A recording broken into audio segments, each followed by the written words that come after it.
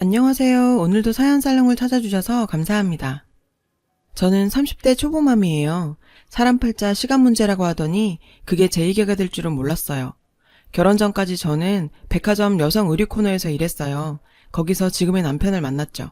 당시 제가 일하던 샵에 손님으로 온 남편은 50대 여자분께 드릴 선물을 찾는다며 제게 대신 골라달라고 했죠. 그리고 며칠 뒤 남편이 다시 찾아왔어요. 이번엔 20대 여자 선물을 골라달라더군요. 전 여자친구 선물인가 보다 생각하며 미니 원피스를 골라줬는데 계산을 마친 남편이 원피스를 저에게 건네지 뭐예요. 이거 입고 자기랑 데이트하자더라고요. 황당했죠. 근데 솔직한 모습이 마음에 들었어요. 그래서 일단 만나보기로 했죠. 세 번째 데이트 날이었던가? 남편이랑 신촌 근처를 지나고 있었는데 외국인이 와서 길을 물어봤어요. 영어 포기자인 저는 쏘리라고 말하곤 종종 걸음을 쳤죠. 근데 뒤돌아보니까 글쎄 남편이 유창한 영어 실력으로 외국인이랑 대화를 하고 있지 뭐예요. 외국인 앞에서 주눅들지 않고 당당한 모습에 홀딱 반했어요.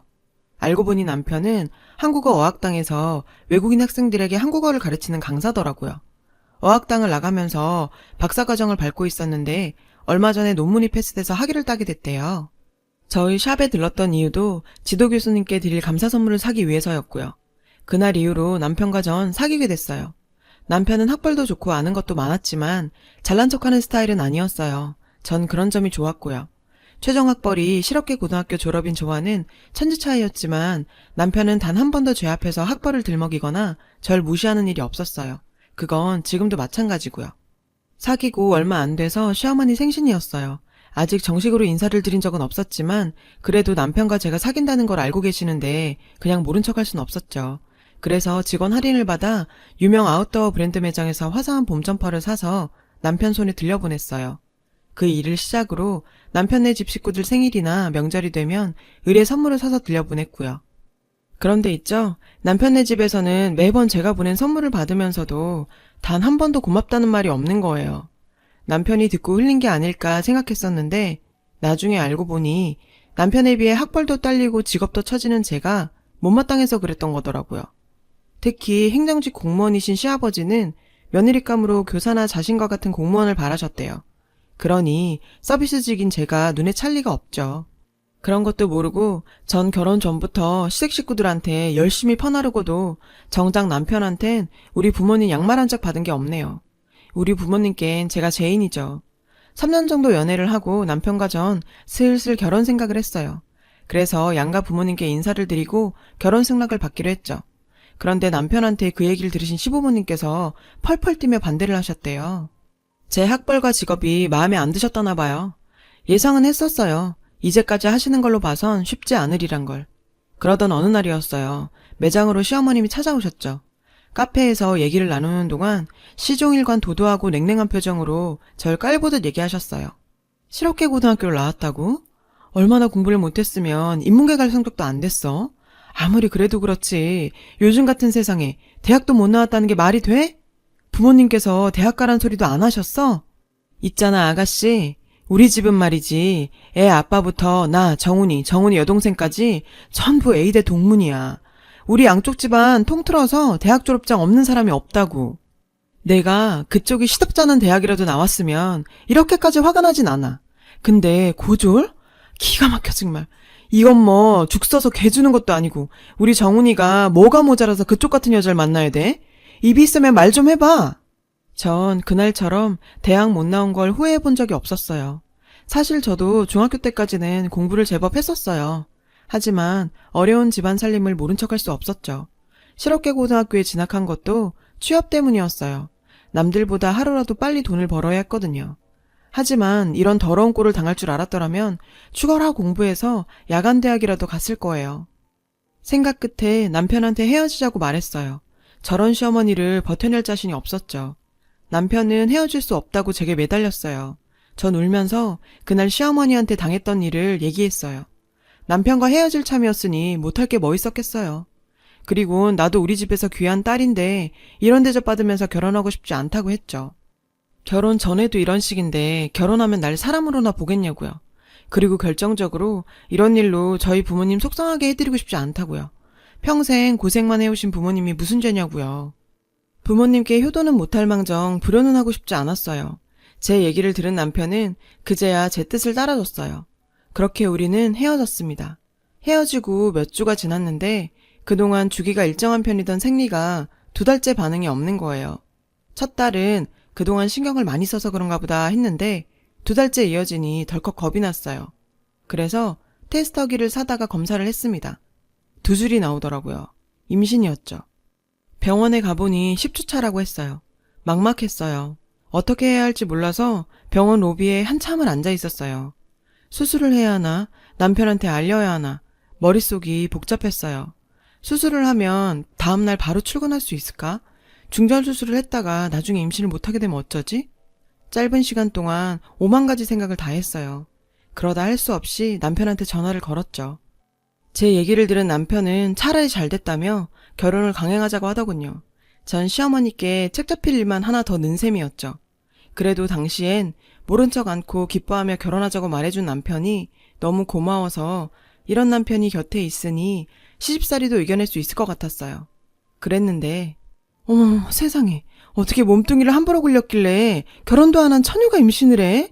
솔직히 말해 우리 애 발목 잡으려고 일부러 애 가진 거지. 그게 우리 오빠애라는 보장이 어딨어. 막말로 딴 남자랑 사이에서 생긴 건지 알게 뭐야. 저기요 그 애 정말 우리 오빠애 맞아요? 매장으로 시어머니와 시누이가 쌍으로 찾아와선 제 속을 뒤집어 놨어요. 저를 세상에 둘 다 없는 막 굴려먹은 여자 취급하면서요. 지금도 그때 일만 생각하면 주먹이 바들바들 떨려요. 생각 같아선 애는 내 힘으로 혼자 키울 테니까 둘 다 꺼지라고 말하고 싶었죠. 하지만 그럴 용기가 안 났어요. 미혼모로 산다는 게 쉬운 일은 아니니까요. 게다가 애는 또 무슨 죄예요. 그래서 전 그 수모를 감당하기로 했어요. 시어머니와 시누이는 그 후로도 몇 번을 더 찾아와 절 괴롭혔지만 제가 거기에 휘말리지 않자 지쳤는지 더 이상 오지 않더라고요. 결국 양가 부모님들은 부랴부랴 상견례 자리를 마련했고 말도 많고 탈도 많았지만 결국 우리는 결혼할 수 있었죠. 그런데 문제가 생겼어요. 남편은 신혼집 마련에 부모님께 도움을 좀 받으려 했던 모양인데 잘 안 됐나 봐요. 자기야, 사실은 내가 모아둔 돈이 얼마 안 돼서 우리 집에 들어가 살아야 할 것 같아. 미안하지만 몇 년만 참아주라. 응? 하긴 어학당 강사 생활에서 번 돈은 석사에 박사까지 버는 족족 꼬라박았을 텐데 돈이 어딨겠어요. 저라도 돈이 있으면 모를까. 할 수 없이 전세 보증금이라도 모을 때까지 시집살이를 하기로 했죠. 신혼여행에서 돌아와 시집에 처음 발을 들이던 그날 저는 알았어요. 여긴 내가 있을 곳이 아니란 걸 말이죠. 절 눈에 가시로 생각하는 시어머니와 시누이 때문만은 아니에요. 결혼 전엔 그 2사람만 잘 피하면 될 줄 알았어요. 그런데 막상 결혼해보니 복병은 따로 있었어요. 시아버지였죠. 3급 행정직 공무원이신 시아버지는 보수적이고 권위적이신 분이었어요. 안 그래도 며느리감으로 절 탐탁치 않아 하셨던 시아버지는 저와 눈도 마주치지 않으셨어요. 저를 부르실 때도 며느리나 새아가라고 불러주신 적이 없고요. 늘 어머님이나 아가씨, 남편을 통해 걔, 그애라고 부르셨죠. 그렇다고 대놓고 구박하신 것도 아니에요. 그냥 전 아버님 앞에선 투명인간이었어요. 결혼해서 보니 시누이는 시아버지 강요에 못 이겨 공무원 시험 준비를 하고 있더라고요. 그게 벌써 7년째래요. 아가씨는 딱 봐도 놀기 좋아하는 날라리 스타일이지 공무원 타입은 절대 아닌데 아버지 등살에 팔자에 없는 공부를 하려니 될 리가 없죠. 딱 보니 아버지 눈 속여 용돈 받아가며 공시생으로 살다가 때 되면 시집이나 갈 요량인 것 같았어요. 시어머니는 그런 딸의 속셈을 알면서도 눈 감아주는 것 같았고요. 전 임신 5개월을 넘어서자 부쩍 배가 나오기 시작했어요. 직장에 폐를 끼치는 것 같아 하는 수 없이 퇴사를 했어요. 일을 그만두자 시어머니는 기다렸다는 듯 절 도우미 부리듯 하셨어요. 작정한 듯 그동안 번거로워서 손 안 대고 있던 일들을 바리바리 꺼내선 제 앞에 내미셨죠. 임산부가 너무 몸을 안 움직여도 애 낳을 때 힘들다나요? 임신 7개월이 넘어서자 부쩍 몸이 무겁고 빈혈이 심해졌어요. 그러던 어느 날이었어요. 시누이가 전단지 한 장을 내밀더라고요. 마트 전단지였어요. 여기 사람 구하는 거 알아요? 집에서도 가깝고 파트타임도 가능하대요. 빤빤히 놀지 말고 여기라도 나가봐요. 언니가 학벌이 있기래 기술이 있기래 이런 거라도 해야지. 글쎄 저더러 일을 나가라는 거예요. 배 나온 만삭 임산부한테요. 자긴 이날 이때까지 제 손으로 10원짜리 한 장 벌어본 적 없으면서요. 근데 시어머님은 한술 더 뜨더라고요. 그럼 집안일은? 얘 나가면 집안일은 누가 해? 그러지 말고 집에서 하는 일 찾아봐라. 요즘 재택근무도 많이들 하던데. 그날 이후로 시누이랑 시어머니는 절 볼 때마다 취직 타령을 해댔어요. 생각 같아선 당장이라도 일하러 나가고 싶은 심정이었죠. 근데 제가 하는 일은 직업 특성상 사이즈가 크면 직원 채용을 안 해주거든요. 55 사이즈가 마지노선인데 지금 제 사이즈는 77이라서 이 상태로는 받아주는 데가 없을 게 뻔했죠. 남편은 제가 이런 고민을 하는지도 모르고 이번 참에 일 그만두고 태교에 힘쓰라더군요. 호랑이 속을에 절 던져놓곤 속 편한 소리를 하는데 하마터면 울음이 터질 뻔했어요. 그러던 어느 날이었어요. 남편은 어학당에서 학생들을 데리고 안동으로 답사를 간다며 아침 일찍 집을 나섰죠. 그날따라 몸이 무겁고 빈혈이 심했던 전 침대 위에서 한참을 내려오지 못했어요. 그때 시어머니께서 방으로 들어오시더니 저녁 때 아버님 손님 오실 거니까 음식 준비하기 시장 좀 봐오라시는 거예요. 전 오늘따라 몸이 무거워서 시장 보는 건 힘들 것 같다고 말씀드렸죠. 그랬더니 주방에서 그 소리를 들은 아가씨가 득달같이 달려와선 자기 엄마한테 말대꾸했다고 저한테 욕을 퍼붓지 뭐예요. 전 배를 감싸지고 애 들으니까 말씀 가려 하시라고 했어요. 그랬더니 가짜는 게 꼴에 임신했다고 엄마 노릇은 하려 든다고 제 이마를 툭툭 치는 거예요. 전 반사적으로 그 손을 뿌리쳤죠. 그랬더니 제가 자기를 쳤다며 길길이 날뛰면서 발광을 하는 거예요. 거기에 시어머니까지 합세해서 살다 이제 며느리 시집살이까지 하게 됐다고 신세 한탄까지 하시는데 안 그래도 상태가 안 좋았던 전 호흡곤란을 느끼면서 그대로 혼절했어요. 깨어나 보니 병원이더군요. 희미한 정신너머로 시어머니와 시누이의 대화가 들렸어요. 오빠한테 뭐라 그러지? 아 미친. 우리가 뭘 했다고 쓰러져. 세게 치지도 않았어. 손가락으로 톡 건드린 거지. 시끄러. 남이 들을라. 그나저나 저녁 때 네 아버지 손님 들어오실 텐데 어쩌니? 일할 사람도 없고. 안 되겠다. 넌 여기 있어. 난 가서 도움이라도 불러서 음식 준비 좀 해야겠다. 싫어. 오빠하고 놀 텐데 나보고 독박 쓰라고? 몰라. 나도 갈래. 기가 차더군요. 사람이 그것도 만삭 며느리가 혼절을 했는데 그 와중에도 자기들 살궁리만 하더라고요. 그때 결심했어요. 정말 이 집을 나가야겠다고 말이에요. 시어머니와 시누이는 제가 깨어난 걸 확인하곤 도망치듯 병원을 빠져나갔어요. 뒤늦게 병원에 도착한 남편은 의사 선생님한테 불려갔어요. 산모가 이 지경이 되도록 뭘 했냐고 하시며 하마터면 애가 잘못될 뻔했다고 그러시더래요. 일단은 영양 섭취를 하면서 심신안정을 취하는 게 최우선이라고요. 남편은 말없이 제 손을 꼭 잡아줬어요. 전 남편을 보자 참았던 서름이 폭발했죠. 그래서 지금까지 있었던 모든 일들 다 털어놨어요. 제 얘기를 들은 남편은 얼굴이 벌겋게 달아올랐어요. 당장이라도 달려가 시어머니와 시누이한테 한바탕 할기세였죠. 전 말렸어요. 남편이 그렇게 화가 난 모습은 처음이라 겁이 나기도 했고 지금 보냈다간 뭔 일을 저질 것 같았거든요. 그날 이후 남편과 전 분가를 했어요.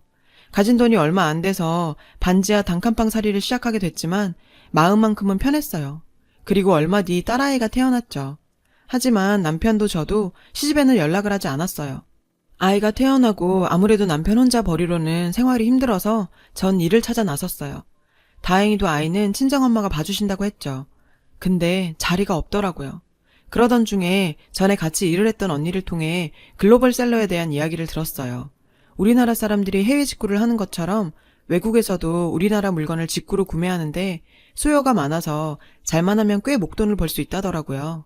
힘들게 뛰어다닐 필요도 없고 집안에서 할 수 있는 일이라서 자기도 애 키우면서 하고 있다고요. 솔깃했어요. 아무래도 외국인들을 상대로 물건을 파는 거라서 문제라면 영어가 문제인데 그거야 남편한테 부탁하면 될 것도 같고 그래서 한번 해보기로 했죠. 무식하면 용감하다고 제가 딱 그 짝이었어요. 일단 이베이랑 아마존에 회원가입을 해서 사람들은 뭘 파는지 시장조사부터 했어요. 자신이 쓰던 사소한 물건부터 어마어마한 가격의 물건까지 천차만별이더라고요. 그중 진짜 웃겼던 건 작동도 안 하는 고물 라디오를 팔겠다고 올린 경우인데요. 더 웃긴 건 근데도 그게 팔리더라고요. 남편이 그러는데 단종된 전자제품일 경우 부품 때문에 망가진 제품도 팔린다고 하더라고요. 그래서 전 일단 저한테 많지만 필요 없는 물건들을 팔기로 결정했어요. 출산을 하고 지인들한테 받은 선물 중에 같은 제품이 여러 개 들어와 처치곤란인 제품과 아직 내 아이가 쓰기엔 너무 큰 제품들 순으로 골라봤어요. 그리고 남편 도움을 받아서 제품 등록을 하고 입질이 오기를 기다렸죠. 첫 달은 7개 올린 것 중에 4개가 팔렸어요. 하나 둘 팔려 나가니 재미도 있고 얼마 안 되지만 수익금을 받고 보니 욕심도 나더라고요.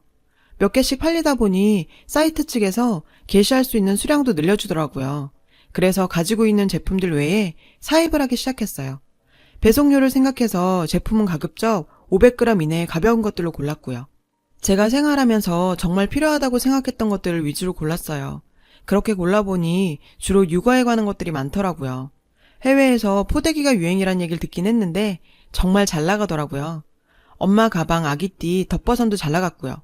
리스트 품목이 늘자 주문 속도도 빨라지고 그럴수록 뭐가 부족한지도 보이더라고요. 아무래도 우리나라 사람들이 아니라서 생소한 제품에 대해 거부감이 있을 것 같아서 제품 설명을 좀 더 구체적으로 해야 할 것 같았어요. 사진 자료와 상세 설명을 더 덧붙였더니 매출이 껑충 뛰어올랐어요. 그렇게 저는 조금씩 글로벌셀러로 자리를 잡아갔어요. 일을 하다 보니 영어도 금세 늘더라고요. 기본적인 비즈니스 소통은 가능하게 됐죠. 매출도 순조롭게 늘어가다 보니 욕심이 났어요. 그래서 아이를 친정엄마한테 맡기고 본격적으로 이쪽 일에 뛰어들었죠. 3년 뒤 집도 사고 차도 바꾸고 돈 버는 재미에 빠져 시간 가는 줄 모르던 어느 날 시댁 소식을 듣게 됐어요. 시아버님이 공무원을 그만두시고 친구분 사업에 투자를 하셨다는 소식과 시누이가 클럽에서 만난 남자와 원나잇을 했다가 덜컥 임신을 해버려서 결혼을 하게 됐다는 소식이었죠. 남편은 그 사람들 사는데 관심 없다며 결혼식에도 안 가겠다고 하더라고요. 근데 전 꼭 가보고 싶었어요. 받은 만큼, 아니 이자 쳐서 되갚아주고 싶었거든요. 그래서 큰맘 먹고 산 명품 투피스를 입고 샵에서 메이크업까지 받고는 식장으로 향했죠. 시집 식구들은 벤츠를 끌고 식장에 도착한 절 보고는 기가 차다는 듯 혀를 찼어요. 애가 정신 있는 애야 없는 애야? 남의 자식 꼬드겨 나가 살더니 이제 혓바람까지 들었니? 꼴에 샤넬에 벤츠까지 하다 이제 남의 차까지 빌려 타고 다니니? 빌려 타긴요. 제가 차를 왜 빌려 타요? 어머님은 남들한테 옷이랑 차도 빌려 쓰고 다니시나 봐요. 궁상맞겠으리. 어머님, 저 이 정도는 벌어요. 저희요, 제가 번 돈으로 집도 사고 차도 사고 떵떵거리며 잘 살아요. 니깎게 뭘 해서 돈을 벌어? 글로벌셀러라고 들어보셨어요? 한마디로 외국인한테 인터넷으로 물건 파는 일이에요. 그게 재미가 쏠쏠하더라고요. 돈 좀 벌었다는 말에 시집 식구들은 눈이 동그래졌어요. 그 집에서 인권 취급도 못 받던 며느리가 벤츠 끌고 샤넬 걸치고 다닐 정도로 돈을 벌었다니까 놀랐겠죠. 게다가 지금 시집 형편이 말이 아니거든요. 시아버진 공무원 그만두고 퇴직금까지 다 털어서 지인 사업체에 투자했는데 알고 보니 글쎄 그게 다단계였다지 뭐예요. 수익은커녕 일당이 이미 돈을 해외로 빼돌려서 10원 한 잔 못 건지고 탈탈 털렸다고 하더라고요. 거기다 시어머니랑 시누이가 집을 담보로 빌린 돈으로 카페를 차렸다가 홀라당 말아먹고 사채까지 끌어 쓰다가 결국 집도 절도 없는 신세가 됐다나 봐요. 그나마 아가씨는 애를 빌미로 빚잔치 중인 친정을 떠나 결혼을 하게 된 거고요. 예, 아가, 너 형편이 나아졌다니 다행이구나. 그래, 지금 사는 곳은 어디니? 놀랐어요. 아버님이 처음으로 절 아가라고 불러주셨거든요. 근데 하나도 기쁘지 않았어요. 그 속이 훤히 보였으니까요. 적어도 저한테 궁금한 게 있다면 그건 어디 사는지가 아닌 출산은 잘 했는지, 아이는 딸인지 아들인지 그거여야 하는 거 아닌가요? 한남동에 살고 있어요. 56평 아파트에서요. 그래? 거긴 방이 몇 개니? 못해도 서너 개는 되겠지? 어머머, 잘됐다 얘. 여보, 우리가 죽으란 법은 없나 봐요. 어머님은 죽다 살아난 사람처럼 좋아하셨어요. 아가, 내 이런 자리에서 할 말은 아니다마는 우리 내외에 너희 집에서 함께 살면 안 되겠니? 정은이도 시집가고 우리 내외가 적적해서 말이야. 아, 이 집 사람들의 뻔뻔함은 끝이 없네요. 적적해서 같이 살겠답니다. 끝까지 자존심을 세우고 싶었나 보죠? 자기들이 저한테 어떻게 했는데. 아버님, 그건 안 되겠네요. 제가 일이 바빠서 저 대신 애 봐주러 친정어머니께서 와 계시거든요. 에? 맞다. 너 임신 중이었지? 애라면 내가 보면 되잖니. 그래, 아들이니 딸이니? 일찍도 물어보시네요. 딸이에요. 근데요, 전 어머님께 제 딸 못 맡겨요. 어머님이 딸을 어떻게 키웠는지 다 아는데 어떻게 제 딸을 맡겨요? 그럼 아가, 우리 내외에 들어가 살 집이라도 하나 구해주면 안 되겠니? 크지 않아도 된다. 두 사람 먹고 살 정도면 돼. 아버님, 그걸 왜 제가 해드려야 하죠? 아버님도 저희 살 집 안 해주셨잖아요. 기브앤테이크 모르세요? 제가 아버님께 사람이긴 했어요? 자신들 뜻대로 제가 움직여주질 않자 시어머니는 눈물 작전을 쓰더라고요. 애미가 이렇게 빈다. 우리가 정말 갈 곳이 없어서 그래. 이 결혼 치르는데 있는 돈 없는 돈 탈탈 털었고 이번에 축의금 나오는 걸로 월세 방 구해야 할 판이야. 그러니 내가 좀 도와다오. 응? 결국 내외가 저에게 매달려 사정을 했어요. 하지만 제 마음은 꿈쩍도 안 했죠. 너무 사무치게 당해서 그런가 봐요. 그랬더니 엄마 아빠 그만해. 뭐 이런 거한테 구질구질하게 빌고 그래. 자기가 돈 좀 벌었다고 뭐라도 된 줄 아는 모양인데 웃기지 마. 고작 옷가게 점원인다던 주제에. 그게 어때서요? 평생 부모 등골 빼먹으면서 놀고 먹던 만년백수 아가씨보다 나은데요? 뭐요? 언니 미쳤어요? 미칠 뻔했죠. 그런 집구석에서 살면서 안 미친 게 용하죠. 근데요, 다른 건 몰라도 그 집에 있으면서 딱 한 가지는 확실히 배웠어요. 가방끈 길다고 인성까지 보장되는 건 아니라는 거요. 어머님, 툭하면 학벌 타령하셨죠? 제가 못 배웠다고 당신들 발톱에 낀 때만큼도 생각 안 하셨죠? 근데 보니까 그 학벌 별거 아니더라고요. 저요, 요즘 어머님이 그렇게 자랑하시던 애대학 나온 직원들 부리며 살거든요. 직원들 월급 줄 때마다 어머님 생각해요. 그리고 아가씨, 뱃속에 애 누구예요? 결혼하려는 남자애 맞아요? 내가 아가씨 성생활을 익히 알다 보니 노파심이 생겨서 말이에요. 괜히 속이고 결혼했다가 나중에 뽀록 나면 그 집에서 쫓겨나는 건 시간 문제잖아요. 이 무식한 년이 어디서 까불고 지랄이야. 엄마, 쟤 내쫓아. 당장 내쫓아.